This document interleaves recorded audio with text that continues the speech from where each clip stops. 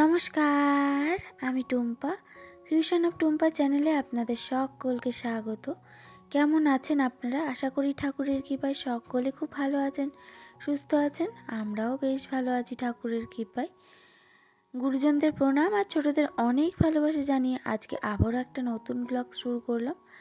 আশা করছি আজকের ব্লগটাও আপনাদের অনেক অনেক ভালো লাগবে আর ব্লগের শেষ পর্যন্ত আমার সাথে থাকবেন। আর হ্যাঁ, অবশ্যই ব্লগটা যদি ভালো লেগে থাকে অবশ্যই একটা লাইক করে দেবেন আর একটা কমেন্ট করতে ভুলবেন না। আর যদি নতুন বন্ধু আমার চ্যানেলে প্রথমবার এসে থাকেন তবে চ্যানেলটা সাবস্ক্রাইব করে আমার পাশে থাকতে পারেন। আর যারা বা যে বন্ধুরা এই কাজটি করে দিয়েছেন তাদেরকে জানাই অসংখ্য ধন্যবাদ। আর এইভাবেই পাশে থাকবেন। আশা করি আগামী দিনে সুন্দর সুন্দর ব্লগ দেব আর আপনাদের অনেক অনেক ভালো লাগবে। আর আপনারা এইভাবেই পাশে থাকবেন, তাহলে এই ছোট্ট মেয়েটি এই ইউটিউবে একটু এগিয়ে যেতে পারবে। সকালবেলা ঘুম থেকে উঠেছি আর ঘুম থেকে ওঠার পরে নিজে তো ফ্রেশ হয়েছি, তারপরে আর কি বাচ্চাদেরকে ফ্রেশ করিয়েছি, তুলেছি। আর ওদের তো জানেনই, বাচ্চাদেরকে একবার ডাকলে ওঠে, ওদেরকে অনেকবার ডেকেছি, মনা ওঠ, সোনা ওঠ। তারপর ওই যে মনা ওঠ, সোনা ওঠ, বাচ্চারা তো শুনতে চায় না। তারপরে একটুখানি ধমকিয়েছি, এবার উঠলি নাকি এবার দিব পিটান পিঠের উপর। তারপর উঠলো, তারপর ওরা ফ্রেশ হলো আর তারপরে ওদেরকে পড়তে দিয়ে আসলাম। তারপরে একটুখানি চিয়া সিড আর কি খেয়ে নিলাম। আর এই যে এদিকে ভাত রুটি সমস্তটাই করতে হবে। সকাল হয়েছে মানে আমাদের ঘরের গৃহিণীদের চাকরি তো শুরু। সকালবেলা ঘুম থেকে ওঠার পরেই মাথায় চলতে থাকে আজ কি রান্না করব, আজ বাচ্চারা কি খাবে, ওদের কি পছন্দ হতে পারে। তো এই সবই আর কি মাথার মধ্যে চলে। তবে আজকে রান্না করব সেসব আর কি ভাবনা চিন্তা করেই নিয়েছি আর সেই অনুযায়ী আর কি রান্নাবান্না করছি। সকালবেলা তো সবাই রুটি খাবে, তার জন্য রুটি করেছি আর তার সঙ্গে কাঁকরোল আলু ভাজা করেছি। আর ওদিকে সকালবেলা না ওই মামুনি চা করেছিল, চা খেয়ে উনি আর কি ওনার কাজে বেরিয়ে গিয়েছেন। আর সকালবেলা তো গোপালকে জাগিয়েই দিয়েছে। আর এদিকে ভাতটাও হয়ে গিয়েছে, তো পেঁপে দিয়ে একটু ডাল করে নিলাম। আর এদিকে মাছের জন্য মশলাও করে নিচ্ছি। মাছের জন্য এখানে জিরে, আদা, টমেটো, কাঁচা লঙ্কা আর তার সাথে সাথে একটু গরম মশলা, এই আর কি মাছের মশলা। আর ওখানে একটু পেঁয়াজ কেটে নিয়েছি। আর এখানে এই দেখুন মাছটাকে নুন হলুদ মাখিয়ে সেটাকে আর কি ভাজতে বসিয়ে দিলাম। মাছ ভাজাটা বসিয়ে ভাবছি কি একটু জলখাবারটা খেয়ে নেবো সকালের। আসলে কাজ তো আমাদের কখনোই শেষ হয় না, কাজ করতেই থাকবো তো করতেই থাকবো, কাজ হয়েই যাবে। কিন্তু ওই আমাদের সময় করে কাজের ফাঁকেই কিন্তু খেয়ে নিতে হবে, নাহলে নিজেদের শরীরটাও ঠিক থাকবে না। তো সকালবেলা তো চিয়া সিডটা খেয়েছিলাম বলে চাটাও একটু লেট করে আর কি খেতে হতো। তাই এই যে মাছ ভাজা বসিয়ে দিয়ে আর কি চা, তার সঙ্গে রুটি আর তরকারিটা খেয়ে নিলাম। আর এদিকে দেখুন ওইটা খেতে খেতেও মাছ ভাজাটাও হয়ে গিয়েছে। আর এখানে এই যে মাছের ঝোলটা বসিয়ে দিচ্ছি, জিরে শুকনো লঙ্কা ফোড়ন দিয়েছি। আর এখানে লম্বা লম্বা করে আলু কেটে দিয়েছে বাবা। সবজিটা আসলে বাবাই কেটে দিয়েছে, ওই একটু সকাল সকাল রান্নাটা হয়ে যাবে। আজ ভাবছি আমার এই শখের রান্নাঘরটা আর কি ক্লিন করব, ডিক্লাটার করব, যেটার অবস্থা ভীষণই খারাপ হয়ে রয়েছে। আর আমাদের প্রত্যেকটা গৃহিণীরই কিন্তু যেমন আমাদের বেডরুমটা খুব পছন্দের, তার সাথে সাথে কিন্তু রান্নাঘরটারও ভীষণ পছন্দের আর তার ভীষণ শখের। এটাকে আমরা অনেক যত্ন করে সাজাই গোছাই, আর সেই জায়গাটা যদি নোংরা থাকে না ভীষণ খারাপ লাগে দেখতে। তো এই কয় মাস বাড়ি ছিলাম না, তার কারণে আর কি এটাকে মানে অযত্নে আর কি অনেকটা নষ্ট হয়ে গিয়েছে। যেমন এই যে যে পাথরটা, কালো পাথরটা, এটা তো গ্রানাইট না, সেই কারণে এর উপরে ওই যে যে যখন পেরেছে এসেছে আর এটার উপরে লেবু কেটেছে, যা ইচ্ছা তাই করেছে। এটার উপরে লেবু কাটলে না কেমন সাদা সাদা হয়ে যায়, আর পাথরটা না কেমন বিচ্ছিরি হয়ে গিয়েছে, যেটা আমি যখন এখানে ছিলাম কখনোই এটা হতে দেইনি। সবসময় আর কি ওই এক কোনো না কিছুর উপরে আর কি আমি ওই লেবুটা কাটতাম। লেবুটাই দেখবেন ওর উপর মানে ওই পাথরের উপরে কাটলে না একদম বিচ্ছিরি হয়ে যায়, দেখতে একটুও ভালো লাগে না। তো যাই হোক, অন্য কিছু কাটলে কিছুই হয় না। আর এই যে দেখুন আপনাদের সাথে গল্প করতে করতে আমি এখানে মনাদের জন্য একটু ডিমও অমলেট করে নিলাম। ওদেরকে ভাত ডাল আর ডিম ভাজা দিয়ে খাইয়ে দেবো সকালবেলায়। আসলে ওদের জন্য রুটি করলে করতে পারতাম, ওরা না রুটিটা খুব একটা ভালো খায় না, ওই জন্য রুটিটা আর করিনি, ওদের জন্য ভাতই করেছি। ভাতটা হলে ওদের খাইয়ে দিলে ওরা খেয়ে আর যদি নিজে হাতে খেতে দিই তাহলে কি করে জানেন তো, ওই ছড়িয়ে চিটিয়ে রেখে দেয়, ওই মানে তার মানে আর্ধেকও ভাত পেটে যায় না, তাই ওই আর কি খাইয়ে দিয়ে, আর খাইয়ে দিলেই আমার মনে হয় ভালো হয়। তো যতদিন ছোট আছে একটু খাইয়ে দিই। তো মাঝে যে না খুব কষ্ট হয় জানেন তো, মাঝে যে মনে হয় কি ওরা যদি একটু নিজে হাতে খেত তাহলে হয়তো আমার একটু কষ্টটা কম হতো, আর যদি ওই একটু পেট ভরে খেত। ওই যে খায় না, যে যত ভালো কিছুই করি না কেন, ওই অল্প দুটো ভাত খাবে, আর ওই মাছ মাংস ডিম ওইটুকুনি খাবে। একটু ভাত যদি না খায়, পেটে যদি একটু ভাত না পড়ে, তাহলে বলুন তো পেটটা কি ভরা থাকে? তো যাই হোক, ওই জন্যই আর কি, ওই যতই কষ্ট হোক না কেন, তো খাইয়ে দিই আমি। ওদেরকে খাইয়ে দেওয়ার পর চলে এসেছি এই যে রান্নাঘরে। তো রান্নাঘরে না প্রচুর হাবি জাবি অনেক কিছু রয়েছে, যেগুলো না আমার এখন মানে সব সময়ের জন্য পছন্দ না, মানে প্রয়োজনও না। তো সেই কারণে সেগুলো তুলে দেবো, মানে আজকে বলতে পারেন কিচেনটা ক্লিন করব, তার সাথে ডিক্লাটারও করব, আর ডিপ ক্লিনই করব কিছুটা বলতে পারেন। তো সেই জন্য দেখেন এই যে এত কিছু জিনিস যা আমার একদমই এখন প্রয়োজন না, তার সাথে সাথে ওই বড় হাঁড়িটাও ওই দিদিরা যতদিন ছিল ততদিন ওইটাই প্রয়োজন লাগছিল। আর এখানে এই যে ঘরে চলে এসেছি, ওগুলো ওই বক্সে ঢুকিয়ে দেবো, আর তার সাথে সাথে বিছনাটা অগোছালো ছিল। আর জানেন তো ঘরে যতক্ষণ বিছনাটা অগোছালো থাকে ততক্ষণ যেন মনটা একদম ভালো থাকে না। তো এতক্ষণ যেহেতু বাচ্চারা ছিল সেই কারণে বিছানাটা গুছাতেও পারছিলাম না, তো ওদেরকে গুছিয়ে গাছিয়ে দেওয়ার পর তারপরে এখন বিছানাটা গুছিয়ে নিলাম। আর বিছানাটা বরাবরই আমি না এইভাবে গোছাতে খুব ভালোবাসি, আর দেখতেই পাচ্ছেন বিছানাটা কি সুন্দর লাগছে। আর এই চাদরটা জানেন তো ওই ত্রিপুরা থাকতে কিনেছিলাম অনলাইন থেকে, তবে ওই যে একটা বালিশের ওয়ার না ওখানেই রেখে চলে এসেছি, আর একটা আছে, তো সেই কারণে সেটটা না কেমন হয়ে গিয়েছে, তাই এর সঙ্গে ওই সাদা আর কি ওয়ারই লাগিয়েছি।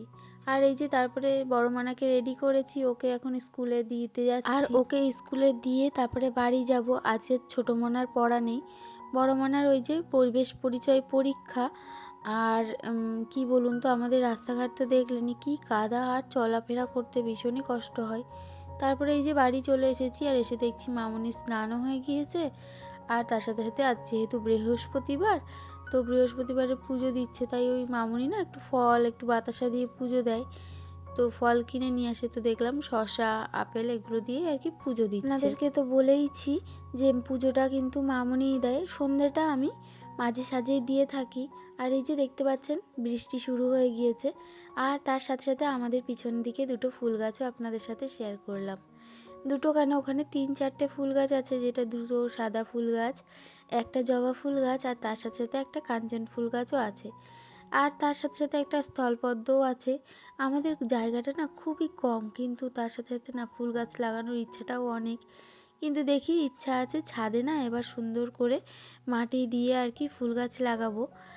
তার জন্য একটু সময় আর কি লাগবে, মাটি তোলাতে হবে কাউকে না কাউকে দিয়ে, তো সেটাই আর কি ভাবছি। আর এখন জানেন তো আমি না সবজির খোলা টোলা কিছুই ফেলছি না, একটা বালতির মধ্যে জমাচ্ছি, ইচ্ছা আছে ওগুলো পচিয়ে তারপর ওর মধ্যেই আর কি গাছ পুঁতবো, যাতে গাছগুলো ভালোও হবে।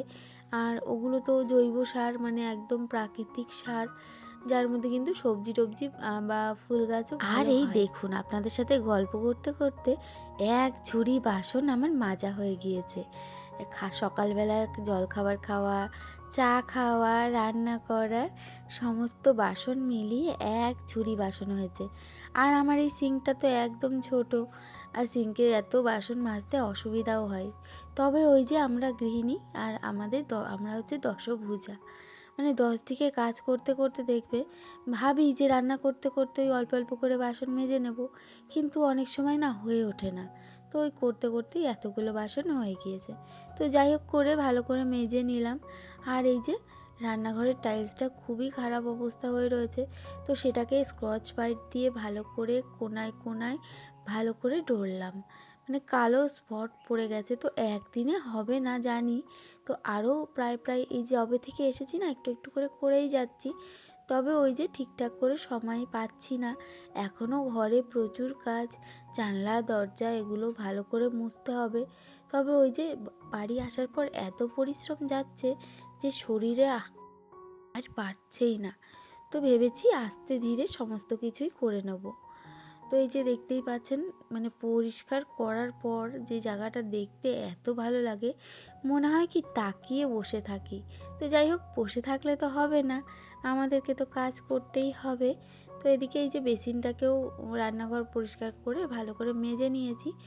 একটা সময় বেসিনটা খুব চকচক করতো, তবে এখন আর না চকচক করছে না। মানে এই বেসিনটা না মাজার অভাবে আর কি এরকম হয়ে গিয়েছে। মামনি ওই রোজ মাজতো না। আর আমার কি অভ্যাস বলুন তো, আমি ওই যতবারই বাসন মাজি প্রায় ততবারই আর কি বেসিনটাকে সুন্দর করে মেজে পরিষ্কার করে রেখে দিই। আর অনেক সময় পারিও না, যখন শরীরটা খারাপ থাকে। বলবো না যে আমি সব সময় একদম পারফেক্ট, কেউই পারফেক্ট নয়, তবে পারফেক্টভাবে কাজ করার আমরা সকলেই চেষ্টা করি, তাই না? আর কি বলুন তো, এখন গায়ের জোর আছে, শরীরের জোর আছে, করে নিই। ভবিষ্যতে তো নাও পারতে পারি, তাই না?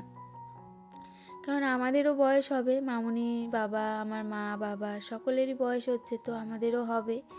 আর এদিকে দেখুন রান্নাঘরে এই যে যত বালতি, তারপরে এই যে কৌটো কাউটা ছিল, তো সেগুলোকে একটু ক্লিন করে নিচ্ছি। আর তার সাথে সাথে মানে এগুলোর মধ্যে না সব একটার মধ্যে সব ছিল, তো আমি তো এইভাবে রাখি না, সমস্ত কিছু সেপারেট করলাম। ডালের একটা কৌটো করলাম, মশলার একটা কৌটো করলাম, তার সাথে ওই স্ন্যাক্স জাতীয় জিনিসের একটা আলাদা কৌটো করলাম, মানে এগুলোই করলাম। একটা দুধের কৌটো করলাম, একটা তারপরে মানে মুড়ির কৌটো, সব বিস্কুটের কৌটো সবই আর কি সুন্দর করে আলাদা আলাদা করে ভালো করে ক্লিন করলাম। এইভাবে করলে কি বলুন তো, সমস্ত কিছুই মানে মাথায়ও থাকে, মনে রাখা যায়।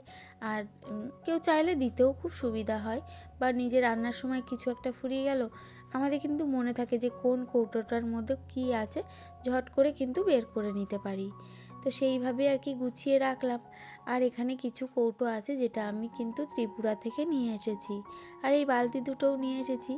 আসলে আমরা মেয়েরা ভীষণ মায়াশীল, যেটা মানে সংসারের কোনো জিনিসই ফেলে রেখে আসতে আমরা কিন্তু বাধ্য নই। মানে আমাদের মনে হয় সবটা নিয়ে যেতে পারলে ভালো হয়। তো এই যে সিঁড়ির তলাটা ভালো করে পরিষ্কার করে মুছে নিয়েছি। আর তারপরে স্নানে চলে গিয়েছিলাম। স্নান করে এসে তারপরে যে খাওয়া দাওয়াটা সেরে নিয়েছি, তারপর আবারও চলে এসেছি যতটুকুনি কাজ বাকি ছিল সেগুলোই আর কি করতে। ওই যে তখন সিঁড়ির তলাটা মুছেছিলাম, ভিজেছিল, তার কারণে স্নান করতে চলে গিয়েছিলাম। তো এখন শুকিয়ে গিয়েছে, তাই সিঁড়ির তলায় কৌটো কাউটাগুলো সুন্দর করে গুছিয়ে রেখে চলে এসেছি এই উডেন শেলফটা পরিষ্কার করতে। এটাকেও ভালো করে পরিষ্কার করে নিচ্ছি। এখানে না মাকড়সার জাল, ধুলো, ময়লা সমস্তটাই ছিল। তো উপরের শেলফটা পরিষ্কার করে নিয়েছি ওই চেয়ারের মধ্যে উঠে, সেটা আর আপনাদের সাথে শেয়ার করলাম না। আর তারপরে এই নিচের শেলফ দুটোও সুন্দর করে ক্লিন করে নিলাম। আর তারপরে টুকটুক করে একটু একটু করে গুছিয়ে নিয়েছি। তো সবটা আর কি আপনাদের সাথে শেয়ার করতে পারিনি, আসলে জানেনই তো সবটা শেয়ার করতে গেলে প্রচুর বড় ভিডিও হয়ে যাবে। তো বন্ধুরা, যারা আপনারা ভিডিওর এই পর্যায়ে চলে এসেছেন, ভিডিওটা যদি ভালো লেগে থাকে তবে একটা লাইক করে দেবেন, একটা কমেন্ট করে জানাতে ভুলবেন না। আপনাদের একটা লাইক, একটা কমেন্ট আমাকে কিন্তু অনেক মোটিভেট করে নতুন আরও একটা ভিডিও বানানোর জন্য। আর আপনাদের সাপোর্টে এই ইউটিউবে এই ছোট্ট মেয়েটি তাহলে একটু হলেও জায়গা করে নিতে পারবে। আপনারা এইভাবেই পাশে থাকবেন। আসলে বেশ কয়েকদিন ভিডিও না দেওয়ার কারণে আমার চ্যানেলটা রিচ ডাউন হয়ে গিয়েছে, তো আপনারাই পারেন আমার চ্যানেলের রিচটা আবার মানে তুলতে। তো এই যে রান্নাঘরটা সুন্দর করে গুছিয়ে নিয়েছি। আর আজকে না রান্নাঘর থেকেই ভিডিওটা শেষ করছি। দেখতেই পাচ্ছেন আমার যথাসাধ্য চেষ্টা দিয়ে আর কি রান্নাঘরটাকে সুন্দর করে পরিষ্কার করেছি। তবে চলুন আজ এখানেই বিদায় জানাই। আপনারা ভালো থাকবেন, সুস্থ থাকবেন, টাটা।